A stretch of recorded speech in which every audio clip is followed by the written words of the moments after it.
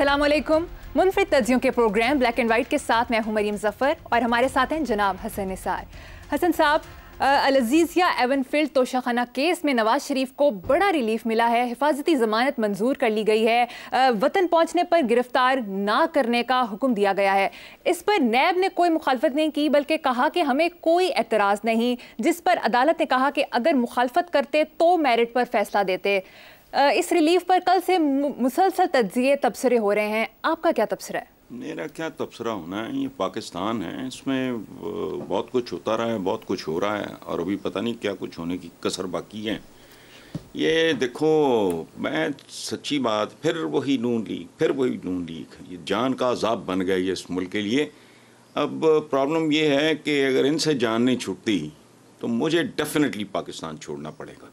अच्छा, ये हमारी इक्तसादी और अदालती जो शोहरत है पूरी दुनिया में, इक्तसादी हालत की और हमारी अदालती हालत की, वो ढकी छुपी तो है नहीं, उस पर मैंने क्या तबसरा कर रहे हैं। अब पाकिस्तानी अदलिया की आलमी रैंकिंग जो कुछ है, और हैरत अंगेज़ बात है, इस मुल्क में मेरा ख्याल है कि बैरिस्टर एतजाज़ आसन के लेवल का को बंदा को शायद एक आदि हो, शायद एक नहीं दो हों, वो बंदा कहता है मुमकिन ही नहीं है।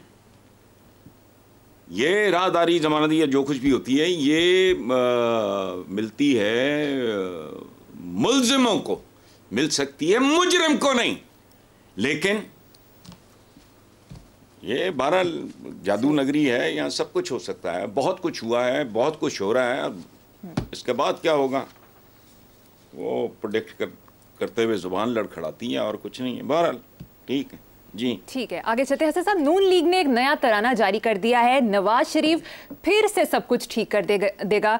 एक कंट्रोल इन्वायरमेंट में मरीम नवाज ने खिताब करते हुए कहा है कि नई नून लीग का जन्म हुआ है, मुल्क के पास इससे बड़ी जमात नहीं।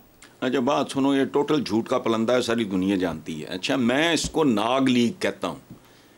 नाग एक नाग की एक किस्म है, पता नहीं देवमालाई है, सातीरी है, मिथ है कि नाग को काट दो बीच में से वो 2 नाग बन जाते हैं, उन 2 को फिर काट दो वो 4 बन जाते हैं।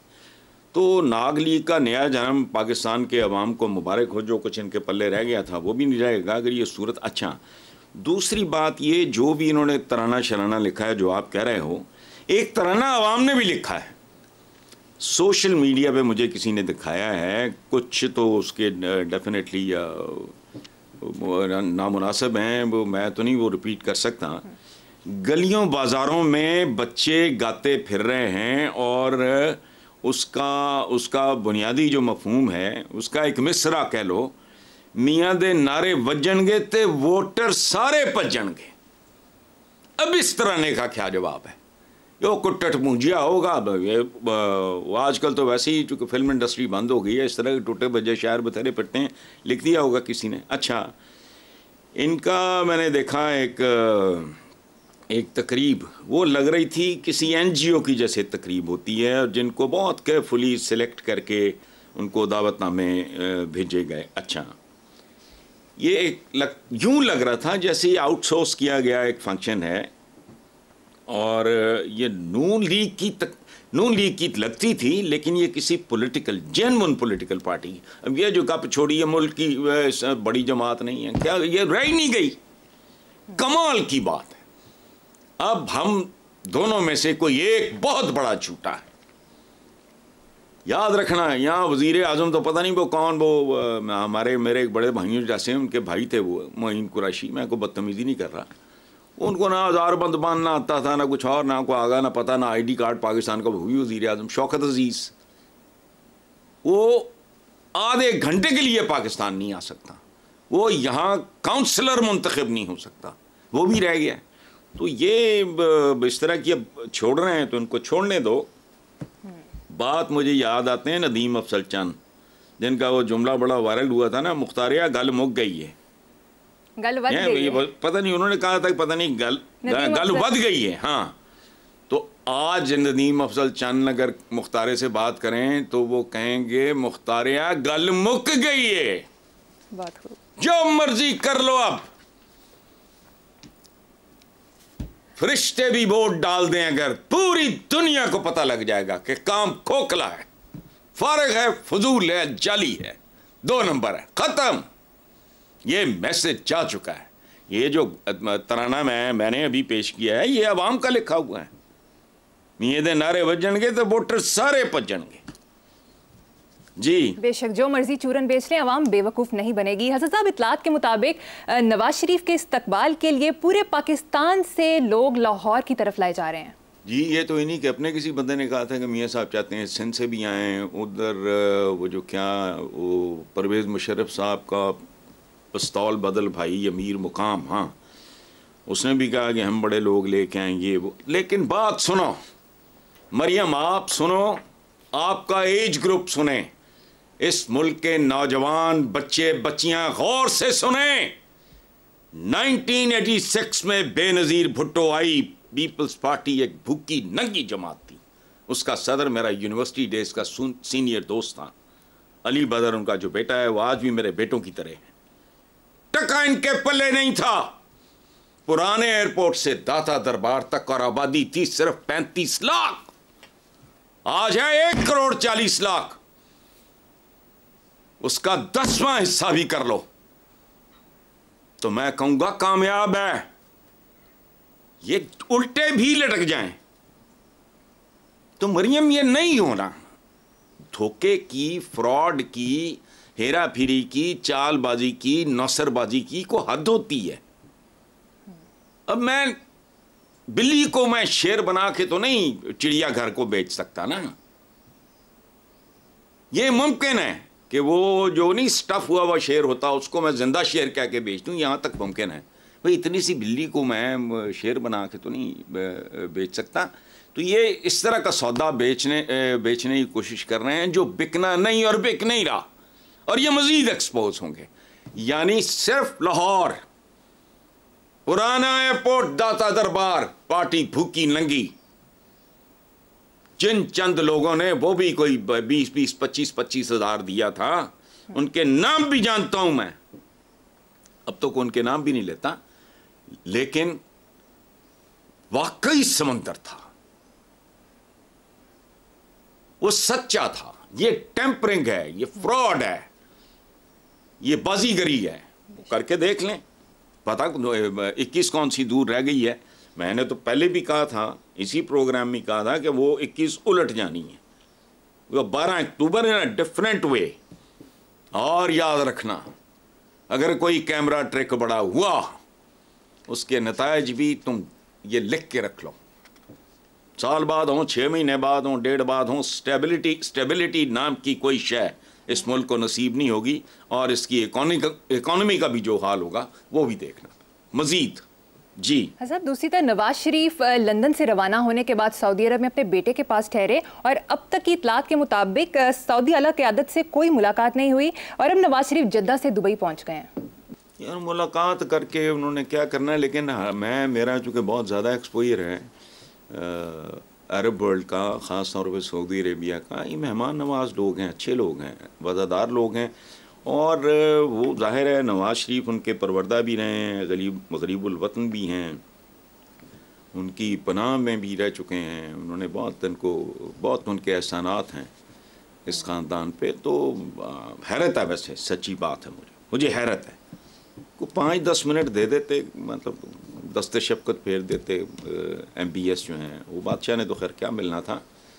तो जो वली अहद हैं उनके, जो और गालिबन वज़ीर आज़म भी हैं, वो 3 बार रहे हुए वज़ीर आज़म को अगर नहीं मिले तो मुझे हैरत है। वैसे अरब्स का ये टेम्परामेंट नहीं है। ठीक जी, आगे चलते हैं साहब। बिलावल भुट्टो ने स्टेटमेंट दी है कि जमहूरियत और इलेक्शन एक शख्स की वापसी के लिए रोका गया, सिलेक्शन सियासत ने पाकिस्तान में जमहूरियत का जनाजा निकाला। देखो बात सुनो, मुझे तो जमहूरियत के नाम से नफ़रत है, अब से नहीं, 5 साल से नहीं, 10 से नहीं, 33 साल के तो मेरे कॉलम मौजूद हैं किताबी शक्ल में, सारे के सारे नहीं लेकिन काफ़ी सारे, 11-12 मजमूए हैं। जमहूरियत इस मुल्क में है नहीं, ये बकवास है, ये झूठ है, ये रियाया। मैंने 20 बार लिखा कि इस मुल्क में शहरी नहीं होते, ये रियाया है। अगर जमहूर टके टोकरी हो गए तो जमहूरियत पे लानत भेजो इस पे। ये जमहूर से निकला है यार लफ्ज़। कितनी बार ये बात दोहराऊं मैं, मुझे दोहराते हुए भी शर्म आ रही है। तो इसका तो जनाजा बेशक निकल जाए और अल्लाह करे जल्दी निकले, और इतना गहरा दफन हो जितना मौसीकी के आलात को औरंगज़ेब आलमगीर ने गहरा दफन कराया था। असल मसला ये है कि जो इकॉनमी का, और बेसिकली इकॉनमी क्या है यार, इकॉनमी बेसिकली क्या है, इकॉनमी आम आदमी खुशहाल हो, पुरसुकून हो, बस। और याद रखना, आम आदमी को ज़िंदगी में कुछ नहीं चाहिए होता। ये चंद सिरे फिरे होते हैं, सर फिरे होते हैं जिनको इक़्तिदार चाहिए होता है, शोहरत चाहिए होती है, फलाना चाहिए होता है, जिनके पेट नहीं भरते, दौलत चाहिए होती है। आम आदमी की ज़िंदगी पता है क्या है? दिल में अब तक जल रही हैं आरज़ू की दो लवें, एक वो प्यारी सी लड़की, एक वो छोटा सा घर। 3 मरले 5 मरले का घर होवे, प्यारी सी लड़की का मतलब ये नहीं कि सोफिया लॉरेन होए या मार्लन मैनरो होए, वो जड़ी उन्हें प्यारी लगे भावें विंगी ची भी होए, मतलब एक छोटा सा ख़ानदान हो, उसका मैं परवरिश ढंग से करके मैं गुजर जाऊँ, उसको और कुछ नहीं चाहिए होता। ये है आम आदमी की नफ्सियात। उसको तो बर्बाद कर दिया इस जमहूरियत ने। अब कोई नया तजर्बा होगा, माशाल्लाह तजर्बस्तान है ये। पाकिस्तान तो खैर क्या होना है, तजर्बस्तान है। अच्छा, और ये बात कौन कर रहा है? बिलावल भुट्टो। इनकी हुकूमत का बड़ा एक्टिव, बहुत अच्छा, excellent, I appreciate his performance. लोग कहते थे पाकिस्तान में नहीं बैठता, तो मैंने कहा पाकिस्तान में उसका काम ही कोई नहीं, वज़ीर ख़ारजा है, उसको उसका एक्सपोजर होने दो, मिलने दो, चलने दो, भागने दो, मेहनत करने दो। अच्छा, कुछ छिछोरे तो नहीं है जिनको सफ़र करने के बड़े शौकीन हो, ये तो मतलब ख़ानदानी लोग हैं। तो काम कर रहा था, मेहनत कर रहा था। वो कह रहा है, आप नहीं कह रहे, मैं नहीं कह रहा, सड़क पे जो आम आदमी इनके बारे में जो तबर्रे, वो नहीं कह रहा। तो बिलावल ने ये बात बहुत सोच समझ के की है और दुरुस्त की है। नताइज का अंदाजा है नहीं है मैं नहीं जानता जी। ठीक है हसन साहब, सोशल मीडिया पर पिछले दिनों एक वीडियो वायरल हुई जिसमें कमालिया से ताल्लुक रखने वाले नून लीग के साबिक रुकने असम्बली और टिकट के उम्मीदवार चौधरी असदुर रहमान ने कॉर्नर मीटिंग से खिताब करते हुए कहा कि मीनार पाकिस्तान जलसे में शिरकत करने वालों की फहरिस्त फरिश्ते मुरतब करेंगे। मैं सर्टिफिकेट देता हूँ, जो लोग जलसे में जाएंगे वो बगैर हिसाब जन्नत में जाएंगे। क्या कहेंगे इस पर? अल्लाह अल्लाह माफ करे, अल्लाह माफ करे, अल्लाह माफ करे, इस मुल्क पे रहम करे। ये पैगंबर का दावेदार है, मैं सर्टिफिकेट देता हूं, तो कौन है ये? देखो, हमारी सियासत, जमहूरियत, ये सवाए चमचागिरी के कुछ नहीं। और चमचों की किस्में होती हैं। एक होता है सुनहरी गोल्डन चमचा, फिर चांदी का चमचा, फिर पता नहीं एल्युमिनियम का चमचा, फिर पता नहीं फलां का, हत्ता कि वो जो पुराने टर्क्स इस्तेमाल करते थे, अब भी होता है दुनिया में, लकड़ी का चमचा। ये खुदा की पनाह यार, बिरयानी की प्लेटों। अच्छा, ये मुहावरा बन गया है जनरल, मैं बड़ा हंसता हूँ। ये बुनियादी तौर पे ये मैंने पाकिस्तान की जमहूरियत को डिफ़ाइन करते वक्त को 25-30 साल पहले लिखा था। ये बिरयानी की, ये बंदे, इनके वर्कर्स नहीं नाच रहे होते, ये बिरयानी की प्लेटें और कीमे के नान नाच रहे होते हैं। अच्छा, अब ये प्रमोट होके होंडा साइकिलों पे आ गए हैं, वेरी गुड। अच्छा, वलीमे जैसे जलसे होते हैं इनके, अब वो वलीमा किसका मुझे नहीं पता।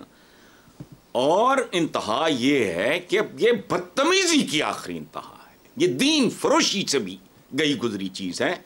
ये अब जन्नत के सर्टिफिकेट, यानी एक पाकपतन में है बश्ती दरवाज़ा, अब मेरा ख्याल है दूसरा लगेगा इधर जाती उम्रे में।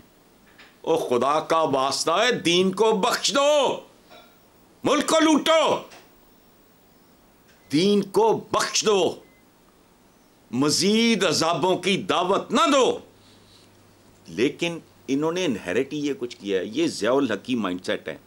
ब्यूरोक्रेट्स को बग़ैर वज़ू के नमाज़ें पढ़ाना, बाद में गायब। अच्छा, ज़ियाउल हक के ज़माने की नवाज शरीफ की कोई तस्वीर दिखाओ जिसमें उसने सूट पहना हो, चलो नया चैलेंज,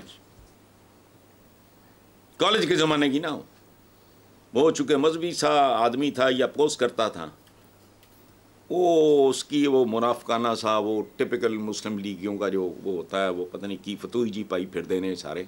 मैंने ज़िंदगी में इनकी वजह से नहीं पहनी, चीज़ वो बुरी नहीं है, लेकिन वो मुस्लिम लीग के साथ वो इस तरह नती हो गई है, मुझे कराहत आती है। मैंने ज़िंदगी में कभी नहीं पहना। अच्छा, उस वक्त ये मेड इन पाकिस्तान बना, शलवार कमीज़ कुर्ता ये वो वगैरह।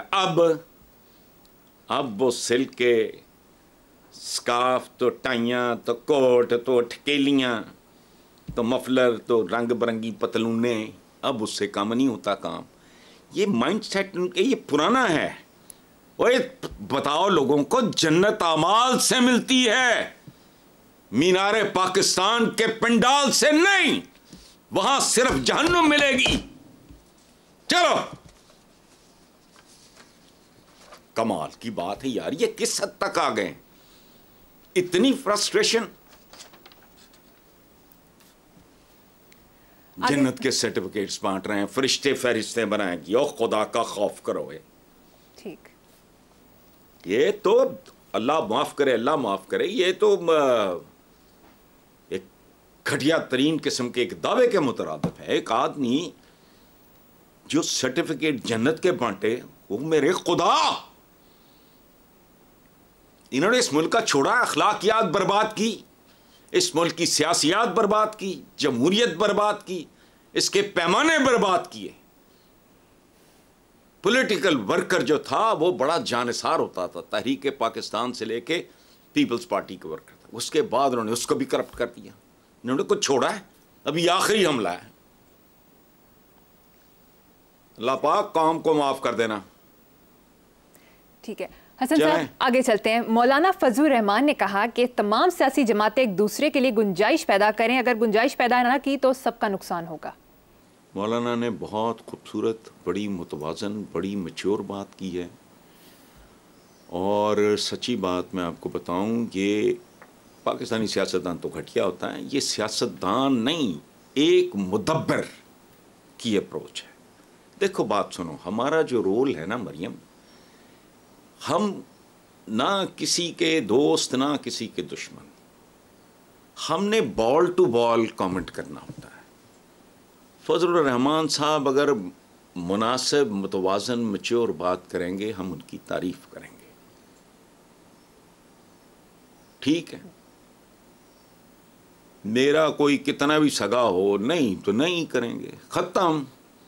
तो मौलाना की ये बात, ये की टू आवर फ्यूचर है, इसे गंदे गटर में ना फेंकना। ये मुस्तकबिल की कुंजी है ये अप्रोच, वरना वही बात कितने सालों से मैं कर रहा हूं। पाकिस्तान की पोजीशन है उस तूड़ी की पंड, भूसे की गठड़ी, तूड़ी की पंड सर पे है बहुत बड़ी, क्योंकि उसका वेट कम होता है। पंड खुल गई है, आंधी चल पड़ी है। ये तो बड़े से बड़ा फन खान इकट्ठा नहीं कर सकेगा। इसलिए हमारी कोई सुने ना सुने, मौलाना की बात तवज्जो से, बहुत तवज्जो से। और मौलाना ऑब्वियसली सबसे ताकतवर और बड़ा हरीफ तो इमरान खान का है ही मौलाना फजलुर रहमान। बराह रास्त तो अगर कुछ सही मैच रहा है वो इन दोनों के दरमियान रहा है, और वो बंदा कह रहा है कि नहीं यार ये फेयर प्ले होना चाहिए, तो ये इसका मतलब है कि बेसिकली मुदब्बर, गुस्से में आके बंदा कुछ भी क्या कूद जाता है, सब ठीक है। लेकिन सोची समझी बिल्कुल ढली ढलाई बात की है मौलाना ने, उस पर तवज्जो दे। ठीक है हसन साहब, मुझे यहाँ पर एक छोटी सी ब्रेक लेनी है, देखते रहिए black and white. Welcome back. Hasan साहब, उस्मान डार, सदाकत अब्बासी के बाद फ़ारूक हबीब भी पीटीआई को छोड़ गए हैं, क्या कहेंगे इस पे? यार ये छोड़ना और मिलना बिछड़ना ज़िंदगी का हिस्सा है, और पाकिस्तान की सियासत ये क्या है, ये इसका आगा क्या है, इसका पीछा क्या है, इसके बीच में क्या है। और देखो एक प्रॉफिट हैं हज़रत जर्मिया, उन्होंने बड़ी खूबसूरत बात की कि इंसानी रिश्ते इनकी औकात कोई नहीं, हत्ता के औलाद और माँ बाप के रिश्ते की भी कोई औकात नहीं। सुनो,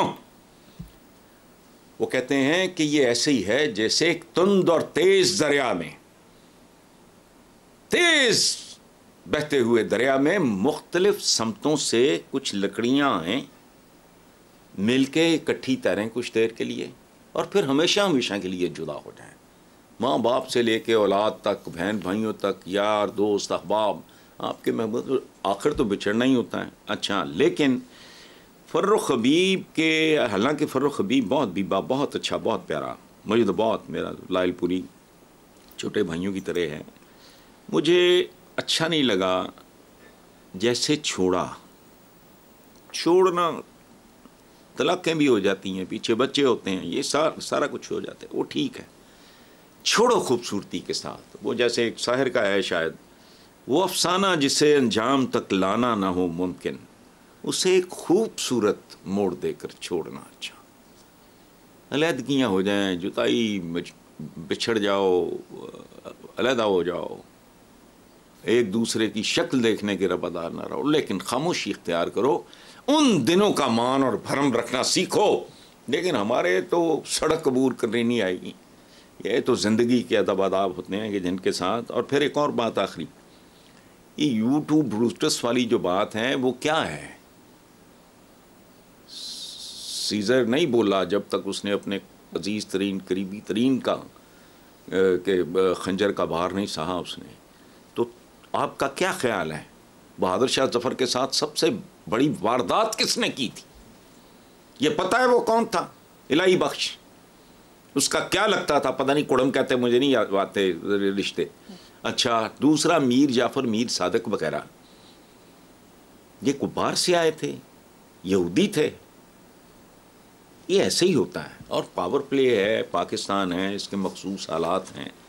तो मैं तो इस बात की दाद दूंगा जितनी देर तक ये लोग खड़े रहें वो भी बड़ी बात है, लेकिन तरीका होना चाहिए। बिछड़ने का भी तरीका होता है यार, दुश्मनी के भी कुछ आदाब होते हैं। कभी सुल्तान सलाहुद्दीन अय्यूबी को तो की ज़िंदगी पढ़ो, एक दूसरे की इज्जत करते थे दोनों, रिचर्ड द लायन हार्ट और वो। लेकिन यहाँ ना छोड़ना आता है किसी को, ना मिलना आता है किसी को, मिलने में भी मुनाफकत। मुझे किसी ने कहा कि जी आप बिल्कुल ही सोशलाइज नहीं करते। मैं क्या, अव्वल तो मेरा मिजाज नहीं है, दूसरी बात ये है कि जाली जफियाँ, मसनूई मुआनके, लानत भेजो, मौज करो, अपनी किताबों के साथ वक्त गुजारो। चलो आगे चलें यहाँ। ठीक है साहब, अगली खबर पे चलते हैं। मरियम नवाज ने नून लीग की मीडिया कवरेज पॉलिसी तब्दील कर दी है। पार्टी के जलसों की किसी चैनल और यूट्यूब को कवरेज की इजाजत नहीं होगी। नून लीग का मीडिया सेल्फ फुटेज जारी करेगा। यार ये आखिरी टेम्परिंग थी जो इस पार्टी ने करनी थी इस मुल्क की सियासी तारीख में। इसका मतलब क्या है? देखो, इनके दो, एक ये पॉलिसी और एक शहबाज शरीफ साहबान, इनके जो बाकी हैं सारे मिला के उनका एक बयान, हमने मुल्क की पता नहीं उस पर क्या सियासत कुर्बान कर दी रियासत पे। झूठ। तुमने अपने रोकड़े बचाए, माल बचाया, रास्ते हमवार किए, कोई तुमने रियासत रियासत नहीं। लेकिन इसका एक मतलब और है कि हमने अपनी सियासत तबाह कर ली, ये एतराफ़ है। ये दूसरा एतराफ़ है। उसकी वजह है कि कोई यूट्यूबर या कोई चैनल अगर करेगा तो एक्सपोज हो जाएंगे कि यार ये थे एमी टाइटो ट्रू बैठे ने। अब उसमें ये करेंगे टेम्परिंग, हेरा फेरी, वो पत्तेबाजी। वो प्रोग्राम था किसी का कि वो ये रिकॉर्ड तो नहीं हो रहा, वो सारा सामने आ गया था। उससे बचने के लिए अपनी इज्जत, माड़ी मोटी जो कुछ सियासी इज्जत रह गई है, उसको बचाने के लिए ये आखिरी लेकिन भोंडा हरबा है। करना ही था, ढंग से करते इतने भोंडे तरीके से लोग मजाक उड़ाएंगे। लेकिन ये टेम्परिंग के बादशाह हैं, इनकी तरबियत ही ये है। मैं उसकी तफसील में जाऊंगा तो फिर लग पता जाएगा। अखलाकियात के साथ टेम्परिंग की, इस मुल्क की जमहूरियत के साथ टेम्परिंग की, इक्तसादियात के साथ टेम्परिंग की, एहतसाब के साथ टेम्परिंग की, कानून के साथ टेम्परिंग की, सुप्रीम कोर्ट के साथ टेम्परिंग की। ये टेम्परिंग की तारीख है इनकी। 60 साल के पटवारी और पुलिस को वांटेड लोग पुलिस में भर्ती कराए, अब आ गए प्रमोट होके माशाल्लाह होंडा 125 की रिश्वत।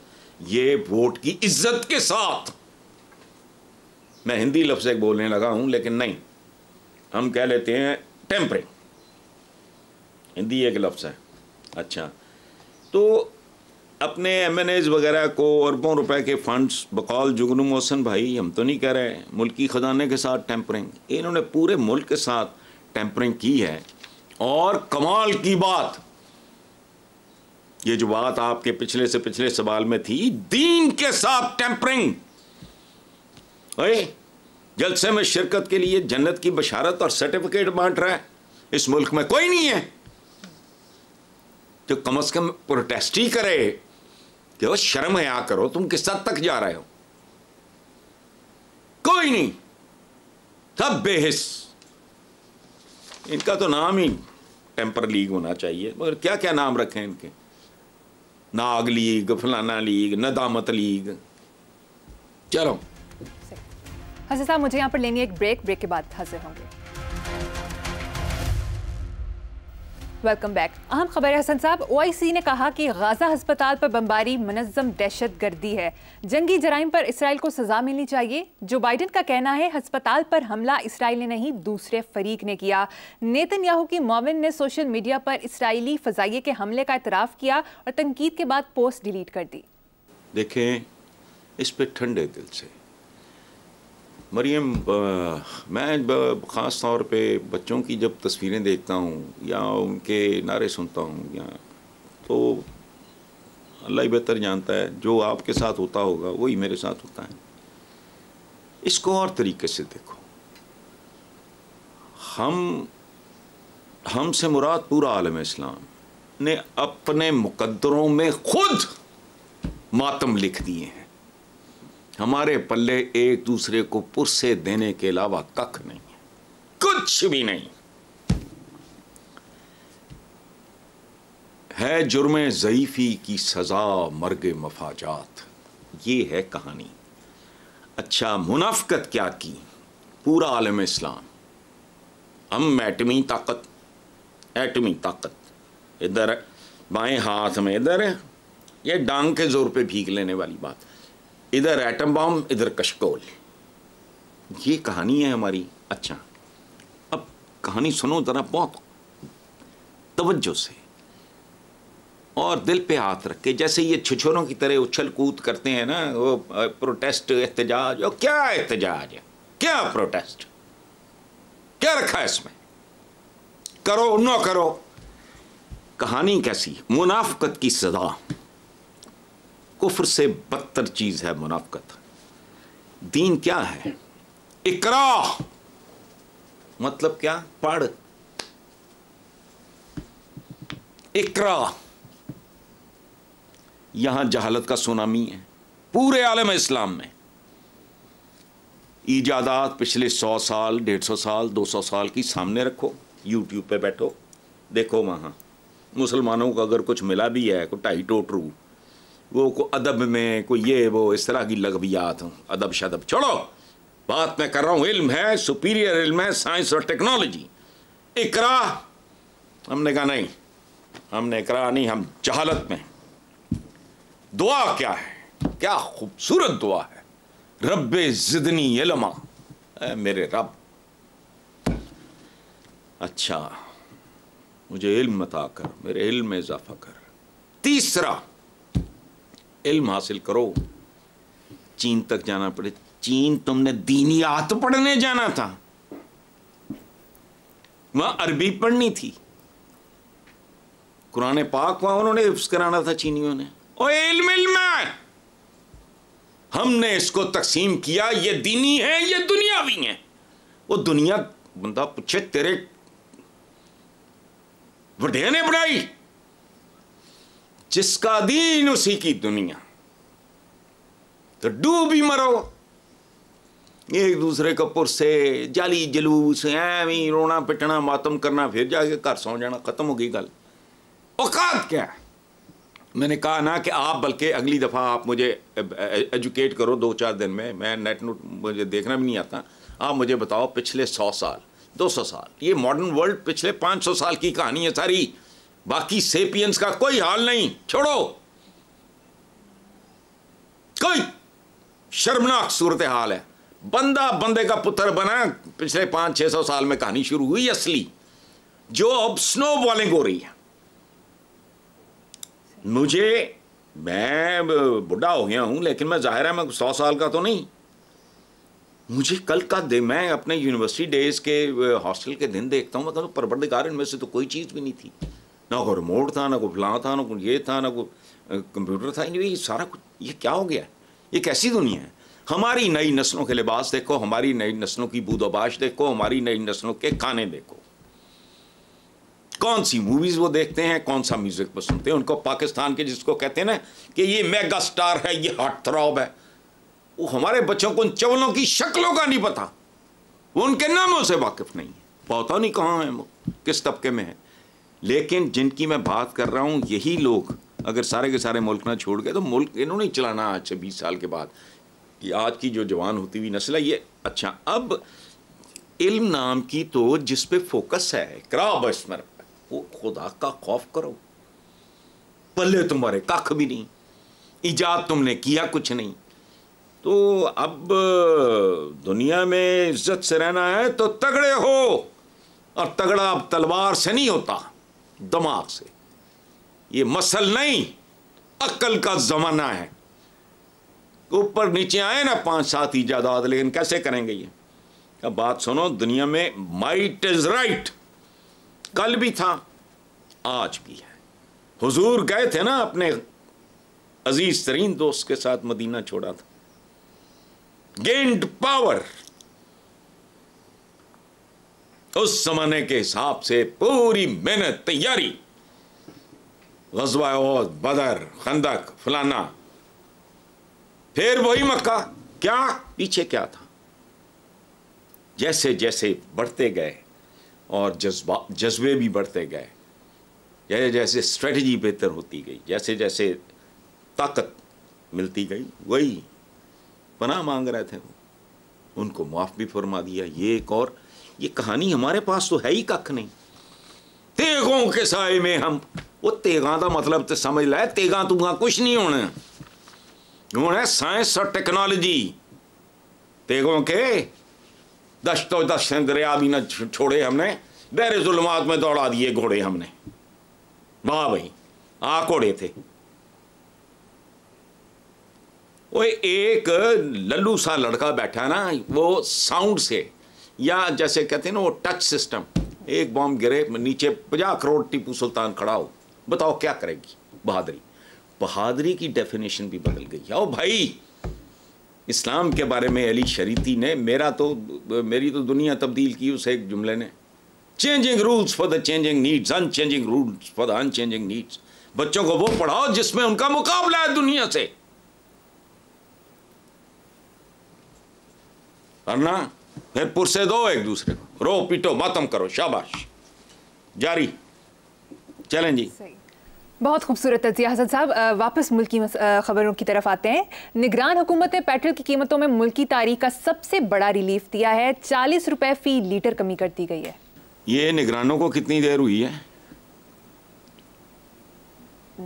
चलो जितनी भी हुई है, PDME 16 माह खा गए और अवाम को मुसलसल तकलीफ।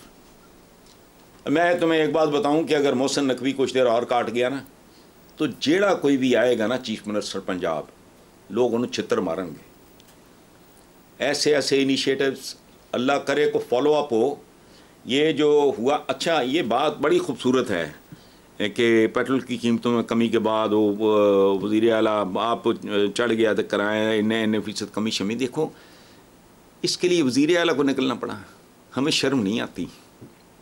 ढीठ बेशर्म बेहया लोग। मैं कब से कह रहा हूँ कि पाकिस्तान के अवाम की दुश्मन सिर्फ अशराफिया नहीं है, अवाम भी अवाम के दुश्मन है। जब कोई चीज़ 1 रुपया बिलफर्स, मैं मिसाल दे रहा हूँ, बढ़ानी हो, ये 4 रुपये बढ़ाएंगे। जब 4 कम करनी हो, ये 1 रुपया भी कम करने पे तैयार नहीं होते। अच्छा, फिर ये मैंने रिसेंटली पढ़ा है, गंदम गन्ना सोयाबीन वगैरह के नए बीज हाइब्रिड होंगे, पता नहीं क्या होगा, जिससे पैदावार में 3 गुना इजाफा होगा। ये बंदा तो मीडिया का है, लेकिन इनिशिएटिव्स, लेकिन अगेन फिर वही बात, 4 दिन की कोई शायद पढ़े लिखे लोग दाद दूध देंगे, कहानी ख़त्म हो जाएगी, उसके बाद फॉलो अप कोई नहीं होना, वही चपड़ कनाती है, फिर आ जाएंगे अल्लाह अल्लाह खैर सला, लूट मार शुरू। अगले भूख नंग के अगले और बड़े राउंड की तैयारी करें, ख़त्म जी। Let's hope for the best Hasan साहब। प्रोग्राम का वक्त खत्म हो गया, इसी नोट पर अपने व्यूअर्स से इजाज़त चाहेंगे। आपसे मुलाकात होगी इंशाल्लाह कल। अल्लाह हाफिज़।